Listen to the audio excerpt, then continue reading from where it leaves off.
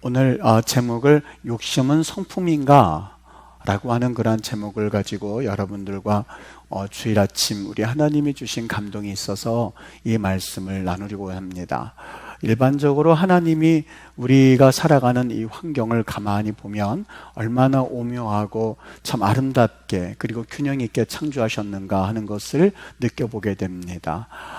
일반 학자들이 우리 이 세상에 대해서 이 생태계는 세 가지 구조로 나누어졌다라고 하는 말을 종종 합니다. 첫 번째는 생산자가 있고, 또 두 번째는 소비자가 있고, 세 번째는 분해자로 나누어서 설명을 합니다. 동물들은 식물을 먹고 자라게 되고, 그리고 언제가 죽게 되면 그 미생물이 그것을 분해해서 다시 땅속으로 들어가서 그것이 다시 식물로 나오게 되는, 식물이 먹고 자라는 그러한 이 순환 구조가 이루어진다고 하는 것이죠.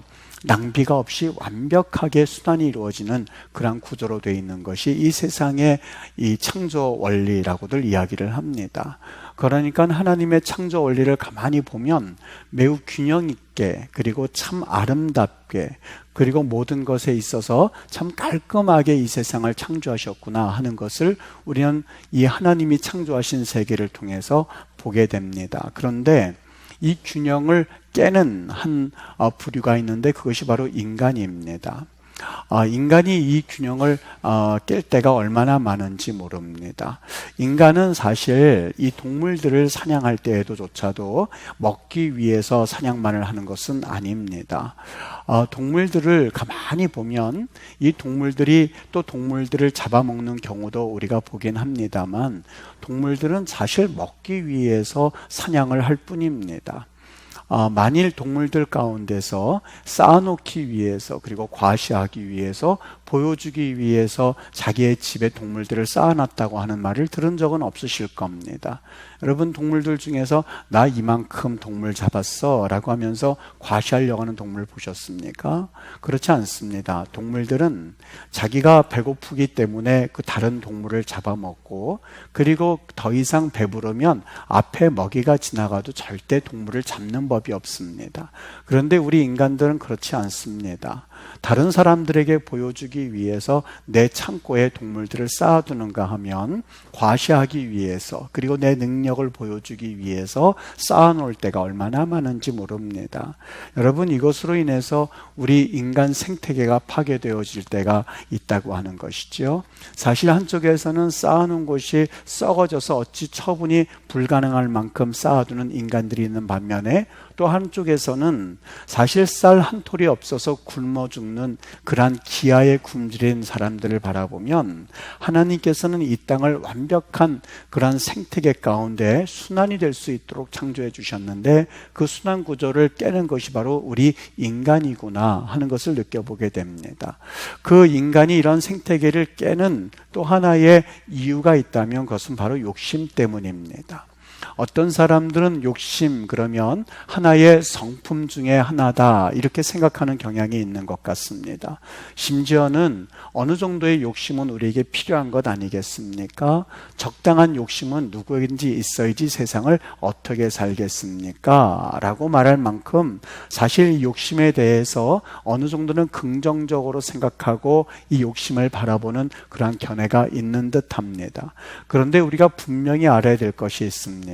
성경은 절대로 욕심이라고 하는 그 욕심은 절대 성품 중에 하나가 아니라는 사실입니다. 우리의 육신이 약하기 때문에 그 약함에서 비롯되어지는 또 하나의 부산물도 아니라는 것이죠. 욕심이라고 하는 것은 내가 통제하기 불가능한 욕망을 일컬어서 말합니다. 욕망입니다. 내가 통제하기 불가능한 그런 욕망을 바로 욕심입니다.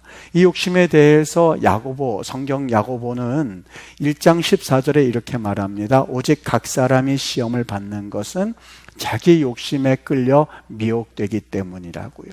여기 끌린다고 하는 그 헬라어 원문의 의미는 이 사냥꾼이 덫을 놓아서 이 짐승을 잡고 없고, 그리고 그 짐승이 이제는 더 이상 자기의 자유를 잃어버리고 그리고 어찌할 수 없을 때 끌려오는 것, 끌어가는 것을 표현하고 있는 단어로 쓰고 있습니다. 다시 말하면 우리가 누구나 할 것 없이 예외가 없다는 이야기입니다. 욕심에 한번 그 덫에 끌려서 잡히게만 되면 누구나 할 것 없이 자기의 마음과는 달리 동물들이 덫에 한번 걸리고 나면 나 이제 저쪽으로 가야지 한다고 해서 갈 수가 있겠습니까? 그때부터는 사냥꾼에 의해서 질질 끌려서 자기의 의지와는 상관이 없이 가는 것이 바로 덫에 걸린 동물들의 그 결과 아니겠습니까? 이 욕심에 한번 잡히게 되면 어느 누구도 결코 자유로울 수가 없습니다. 자기 자신을 통제할 수 없다는 말입니다. 마치 아담과 하와가 하나님처럼 되고자 하는 그 욕심에 한번 끌리고 나서는 더 이상 자신들을 통제하지 못하고 선악과를 따먹고 죄의 노예가 되었던 것과 똑같은 이치입니다. 여러분, 우리 인간의 욕심의 결과가 무엇인지 아시겠습니까? 그것은 바로 죽음입니다. 짐승의 본성과도 같은 이 욕심에 한번 잡히게 되면 결국 우리는 죽음으로 끝나게 되고 살인을 하게 되는 것과 똑같습니다. 오죽했으면 하나님께서 골로새서 3장에서는 탐심, 곧 욕심이 우상숭배라고까지 이야기하셨겠습니까? 욕심을 어떤 이들은 다른 사람에게 영향만 주지 않는다면 좀 욕심은 가져도 되지 않겠는가 생각을 합니다. 여러분, 나만의 세계 그리고 나만의 문제, 나에게만 영향을 주는 작은 죄라고 생각하는 경향이 있습니다.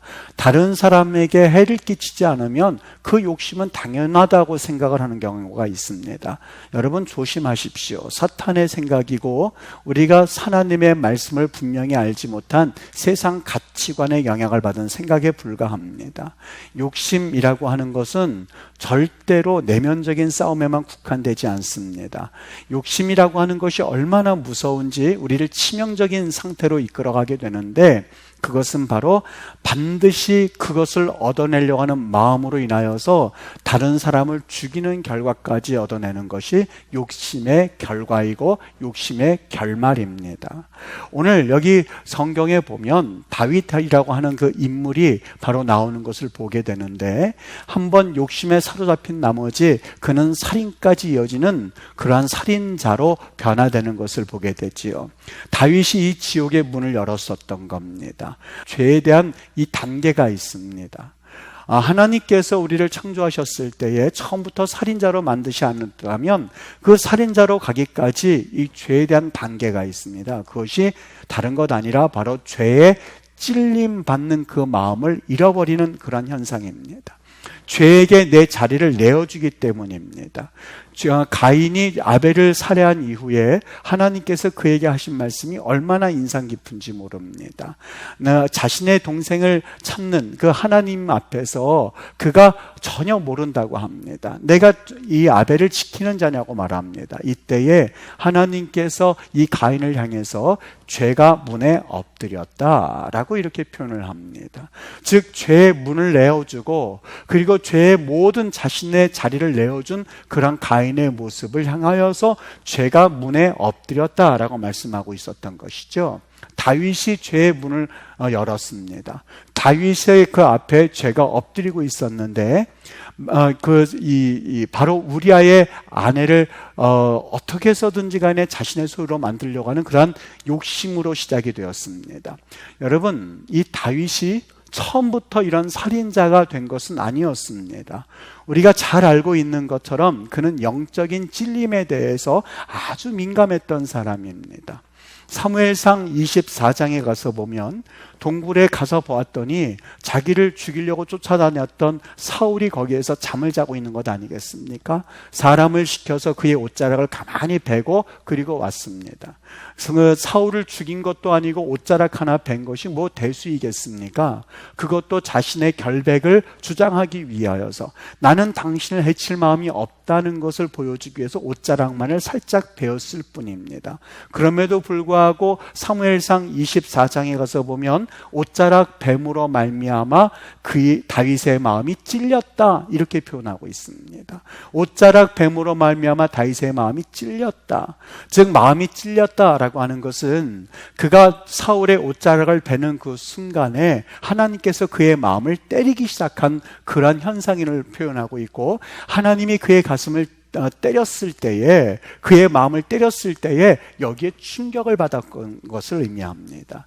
다시 말하면 야, 너 기름 부은 이 왕에게 너 어떻게 그렇게 할 수가 있니? 라고 했을 때에 그 음성을 무시한 것이 아니었습니다. 내가 어떻게 지금 무슨 짓을 하고 있는 거지? 하나님의 기름 부으심을 받은 자에게 내가 지금 무슨 일을 하고 있는 거야? 라고 하면서 그 마음 가운데 울림이 있었고 하늘의 음성을 그는 들었다는 이야기입니다. 그것이 마음에 찔렸다는 이야기입니다. 여러분, 다윗은 처음부터 살인자가 아니었습니다. 하나님의 음성을 들을 수 있었고 마음의 찔림을 받았던 사람이었었고 양심의 가책이 있었던 사람이었었고 조그만 죄에 대해서 나 그래도 되는 거야? 라고 하는 것에 대해서 민감했었던 사람이었습니다. 그런데 그가 그의 죄를 그 한순간에 그의 자리에 죄에게 자신을 내어주고야 말았습니다. 죄가 엎드리게 만들었습니다. 욕심이 그 마음을 점령하게 만들었습니다. 죄에 대해서 찔리는 마음을 잃어버리기 시작했습니다. 그가 죄에 대해서 찔림을 잃어버리기 시작했을 때 얼른 그는 죄 짓는 일을 멈추고 하나님, 내 마음의 양심을 잃어버렸습니다. 죄가 찔려옴을 나는 전혀 느끼지 못합니다. 무감각한 사람입니다. 우리 아내를 데려오라고 했을 때 하나님께서는 그에게 여러 번 기회를 주셨습니다. 다시 말하면 이 밧세바는 자기가 그토록 자기에게 충성을 다했었던 아히도벨이라고 하는 그 신하의 딸, 손녀딸을 이 신하가 말하는 것을 보게 됩니다. 아히도벨의 이 손녀딸이 아니겠습니까? 라고 하는 그 말을 들으면서도 그는 후아무치 전혀 그 뻔뻔스럽고 죄에 대해서 양심의 가책도 느끼지 못하는 그러한 상황 가운데 있었던 것을 보게 됩니다.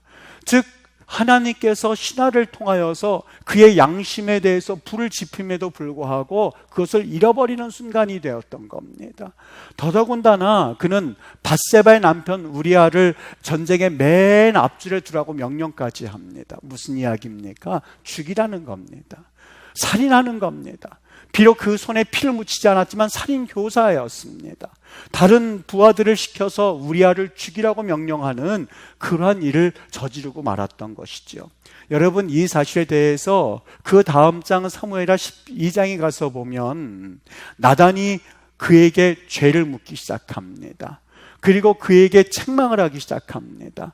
어느 가난한 사람과 부자인 사람이 있는데 가난한 사람에게는 암양 새끼 하나밖에는 없었습니다. 자기의 양들이 많이 있음에도 불구하고 그 부자는 암양 새끼를 가져다가 그래서 그 자기의 먹을거리를 취하고 있었습니다. 이 말에 이 다윗이 발끈했습니다. 그 다윗을 그 부자를 내가 그냥 두지 않겠다고. 이때에 나단 선지자가 그에게 말합니다. 당신이 그 사람이라고요. 당신이 그 사람입니다. 당신이 그 사람입니다. 여러분, 오늘 이 다윗에게 숨겨져 있는 양심을 잃어버린 그 사람이 과연 다윗만을 말하고 있는 것일까요? 한 주간의 이 말씀을 묵상하면서 저는 굉장한 감동을 받았습니다. 당신이 그 사람입니다. 당신이 그 사람입니다. 마치 이성원 목사 저 개인에게 하나님께서 자꾸 말씀하시는 것처럼 들려오기 시작했습니다.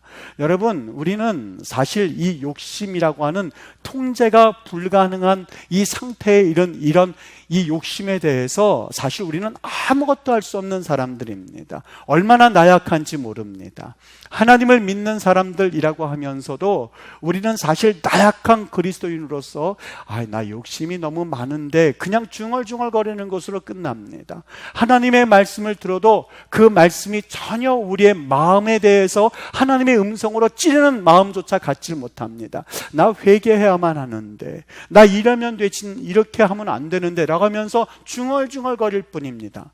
단 한 번도 그 욕심에 대하여서 전쟁을 선포한다든지 그 욕심에 대해서 내가 이렇게 하면 안 돼라고 결단하는 것을 본 적이 없습니다.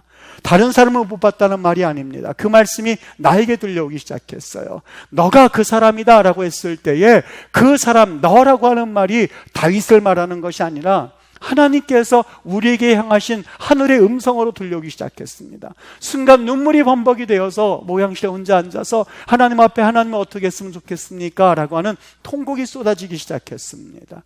여러분, 마치 전쟁의 패배자들처럼 나약하게 앉아서 나 이러면 안 되는데 하면서 덫에 끌려가고 있는 그 덫에 걸린 사냥감처럼 우리는 사실 하나님 앞에서 기독교인이라고 하면서도 단 한 번도 죄에 대해서 자유함을 느껴본 적이 없습니다. 욕심에 대해서 자유함을 느껴본 적이 없습니다. 사냥꾼이 사냥감을 끌고 가는 것처럼 그저 욕심에 의하여서 이끌려가고 있을 뿐입니다. 결과가 무엇이 되는지 오늘 성경에서 명확하게 말씀하고 있지 않습니까? 멸망의 길입니다. 죽음의 길입니다. 나도 죽고 다른 사람을 죽이는 것으로 끝나게 됩니다. 여러분, 우리는 이 죄에 대해서 하나님 앞에 거룩하게 전쟁을 한번 선포해 보실 수 있으셔야만 합니다. 목사님, 전쟁을 선포하면 뭐 크게 달라지겠습니까? 전쟁을 한번 선포하게 되면 그때부터 전쟁에 임하는 군인들과 평화시대의 군인들과 전혀 삶이 다릅니다. 평화시대의 군인들은 그저 훈련을 하더라도 그저 건성건성할 때가 있습니다마는 전쟁이 일어나게 되면 비록 훈련을 많이 하진 않았다 한다 할지라도 경계병은 바싹거리는 소리에도 움소림치게 됩니다. 나뭇가지가 부러지는 소리에 대해서도 혹시 하면서 총구를 가져다 댑니다. 이것이 바로 전쟁을 하는 군인들의 모습입니다. 누가 기침이라도 하면 먼저 방아쇠부터 당길 준비부터 하는 것이 전쟁에 임한 군인들의 모습입니다. 여러분, 그런데 이 전쟁의 대상은 다른 사람에게도 있지 않습니다. 너가 그 사람이다 라고 하는 그 선지자의 말씀처럼 너가라는 것이 다윗을 의미하지 않습니다. 우리 안에 있는 이 살인하는 다윗을 가리키고 있습니다. 여러분들 안에 지금 잠재되어 있는 욕심에 이끌려서 전혀 자유하지 못한 채 조금만 더 라고 하는 그 욕심, 어떻게 해서든지 간에 다른 사람들에게 인정받으려고 하는 그 욕심, 다른 사람들에게 있어서 칭찬받으려고 하는 욕심, 어떻게든지 돈을 조금 더 모아보겠다고 하는 욕심, 어떻게든지 내가 권력을 조금만 더 차지해보겠다고 하는 욕심이 사실 우리를 이끌어가고 다른 사람의 인정에 목말라는 그 목마름으로 우리는 이끌림을 당하고 있는 우리 삶 가운데에 우리가 진정 하나님 앞에 이 전쟁을 선포해 보실 수 있으셔야만 합니다. 우리는 하도 에베소서 6장의 말씀처럼 이런 얘기를 많이 듣습니다. 우리의 씨름은 통치자들과 권세들과 어둠의 세상 주관자들과 하늘에 있는 악의 영들을 대함이라 해서 다른 사람에게 눈을 돌릴 때가 참 많이 있습니다. 남편과 이 싸움을 싸워 나가려고 합니다. 자녀들에게 있는 어둠의 영들과 싸움을 싸워 나가려고 합니다만은 단 한 번도 내 안에 있는 적에 대하여서 너가 그 사람이라 라고 말하는 너라고 하는 나 자신을 단 한 번도 바라보지 못한 채 그냥 지옥으로 끌려가는 영혼들이 얼마나 많은지 모릅니다. 여러분, 지옥에 우리가 가는 이유를 아십니까? 그것은 절대 사탄 때문이 아닙니다. 우리가 지옥에 끌려가는 이유는 나의 남편 때문이 아닙니다. 우리가 지옥에 끌려가는 이유는 다른 사람에게 있지 않습니다. 동성애자들 때문이 아닙니다. 살인자들 때문이 아닙니다. 우리가 지옥에 끌려가는 유일한 이유가 있다면 바로 여러분과 내 안에 있는 죄 때문에, 여러분과 내 안에 있는 욕심 때문에, 그래서 하나님처럼 되고자 하는 그 욕심으로 인하여서 끝내는 죄 가운데 끌려갔었던 아담과 하와처럼 우리가 지옥에 들어가는 이유는 단 한 가지, 내 안에 있는 죄 때문에 그렇습니다. 오늘 사무엘상 12장에 보면 나단이 다윗의 죄를 지적합니다. 당신이 그 사람이라. 사무엘상 12장 6절입니다. 그가 불쌍히 여기지 아니하고 이런 일을 행하였으니 그 양새끼를 4배나 갚아주어야 하리라 라고 하면서 다윗은 그 비유가 자기에게 행하는 말인지도 모르고 무슨 말을 하는지도 모르고 거기에 양 4배를 갚아줘야 하리라 라고 하는 말을 아주 당당하게 의로운 사람처럼 했습니다. 그때에 나단이 더 이상 참을 수가 없었어요. 더 이상 그의 모습이 역겨워서 견딜 수가 없었어요. 그렇게 말함에도 불구하고 그 부자가 바로 다윗을 말하는지 그는 깨달지를 못하는 것을 보고 더 이상 참지 못한 나단이 말합니다. 당신이 그 사람이라 라고 말하는 그 환경을 한번 여러분 잘 들어보시게 되기를 바랍니다. 여러분, 우리는 항상 생각합니다. 나는 그래도 살인자까지는 가지 않을 것 같습니다 라고 생각합니다만, 마음에 욕심이 있는 이상 불을 품고서야 어찌 타지 않겠느냐라고 성경을 말하지 않습니까? 하나님께서 욕심을 치유해 주지 않으시면, 우리가 욕심에 대해서 전쟁을 선포하지 않으면 우리의 크리스천 생활은 그저 어제나 오늘이나 동일하게 진행이 될 겁니다. 입으로 뭐뭐 계속해서 중얼거리고야 말 겁니다. 아유, 나 이렇게 하면 안 되는데, 나 이렇게 욕심껏 살면 안 되는데, 이거 혹시 욕심이 아닐까라고 하는, 어떻게 보면 내가 나를 속이는 그리스도에 불과합니다. 나는 훌륭한 크리스천인 것처럼 착각합니다. 나는 뭔가 좀 나은 크리스천으로 생각을 합니다. 이성적으로 생각하니까 뭔가 나은 것으로 생각하면서 착각하기 시작합니다. 좀 나는 저들과는 다른 사람이라고 하면서도 스스로 내 자신을 향해서는 단 한 번도 전쟁을 선포하지 못한 그런 그리스도인으로 살아갈 때가 있다고 하는 사실입니다. 여러분, 여러분의 영혼 가운데 이 욕심에서 자유케 되는 은혜가 되기를 바라겠습니다. 하나님 앞에 성령께 우리가 기도해야 되는 이유가 어딘지 아십니까? 나는 기도하지 않고서 살 수 있어 라고 하는 것은 자만이 아닙니다. 또 하나의 죄입니다. 내가 가지고 있는 욕심과 살 수 있으면 나는 살 수 있다고 생각하는 그런 교만함은 마치 덫에 걸려 들어가 있는 그 짐승처럼, 사냥감처럼 사냥꾼에 의해서 끌려감에도 불구하고 나는 훌륭한 크리스찬, 나는 좀 나은 크리스찬, 저 세상 사람들 하나님 앞에 예배하지 못하고 자기의 죄를 깨닫지 못하는 저들보다는 나은 사람이라고 착각을 하기 시작합니다. 저는 오늘 이 말씀을 왜 하나님께서 증거하게 해주실까 생각해 봤습니다. 이 말씀, 묵상한 말씀을 가지고 왜 여러분과 같이 나누게 하게 하실까? 그것은 첫 번째, 나 자신을 바라보기 위함, 이성훈 목사를 바라보기 위함이지만, 두 번째는 이 가운데서 성령님의 이 만지심이 꼭 필요한 사람들이 있는 줄 믿게 됩니다. 죄가 있는 곳에서는 자신을 드러내기를 하나님께서는 기뻐하지 않으십니다. 죄가 있다면 하나님께서는 결코 자신을 드러내기를 기뻐하지 않으십니다. 우리와 함께 하신 하나님이라고요? 우리를 지키신 하나님이라고 성경에 어디 그런 말씀이 있습니까? 언제 죄가 있음에도 불구하고 내가 너와 함께 하겠다라고 말씀하신 적이 있습니까? 하나님이 도와주신다고요? 언제 하나님께서 그런 말씀을 하셨습니까? 텔레비전 방송이고 어디서거나 하나님께서 이 코로나19에 여러분들을 지킬 겁니다. 근데 어디 그런 말씀이 성경에 있습니까? 언제 하나님께서 죄에도 불구하고 너희들을 가나안 땅으로 인도할게라고 말씀하셨습니까? 그 죄를 완전히 해결까지 40년 동안 광야에서 하나님께서는 그들을 단 한 번도 그 땅에 들이신 적이 없으셨습니다. 하나님 기다리셨습니다. 언제까지요? 거룩하게 될 때까지. 우리 하나님 앞에 여러분, 그냥 아무런 근거 없는 위로에 여러분들이 위로받지 말게 되기를 주의 이름으로 축복합니다. 정말 하나님께서는 거룩하신 하나님이기에 단 한 번도 우리가 거룩하지 않음에도 불구하고 내가 너와 함께 할게 라고 말씀하신 적이 없어요. 단 한 번도 하나님께서 그 거룩하지 못한 백성들을 향해서 내가 너희들 지켜줄게, 보호해줄게 라고 말씀하신 적이 없어요. 하나님께서는 여리고 전쟁 앞에 두고서도 이스라엘 백성들이 회개하게 하셨고 할례받게 하셔서 먼저 전쟁이 우선이 아니라, 그 땅을 차지하는 것이 우선이 아니라 하나님 앞에 거룩, 하나님 백성으로서의 삶을 이스라엘 백성들이 알게 하셨고 깨닫게 하셨고 듣게 하셨고 일어나게 하셨던 것을 오늘 성경에서 우리는 찾아볼 수 있게 되는 것입니다. 여러분들 하나님 보호하지 않으십니다. 이 말씀을 드리려고 하는 것이 아닙니다. 하나님 앞에 여러분, 우리가 진정으로 우리의 욕심과 죄를 회개하지 않은 채 그냥 막연한 위로, 하나님 앞에 우리가 회개하지 않은 채 그저 막연한 축복, 하나님 앞에 우리 죄를 전혀 바라보지 못한 채 그저 막연한 하나님의 선하심, 하나님 앞에 회개하지 않은 채 하나님의 천국 예비하심에 대해서 여러분 위로받거나 그것으로 인해서 만족하지 마십시오. 하나님은 죄가 있는 것을 기뻐하지 아니하시고 죄가 있는 곳에 함께 하실 수가 없습니다. 그 나라에게는 하나님이 계신 곳이고 예수님이 계신 분인데 그분은 거룩하신 분이시기에 죄와 가까이 하실 수가 없는 분이십니다.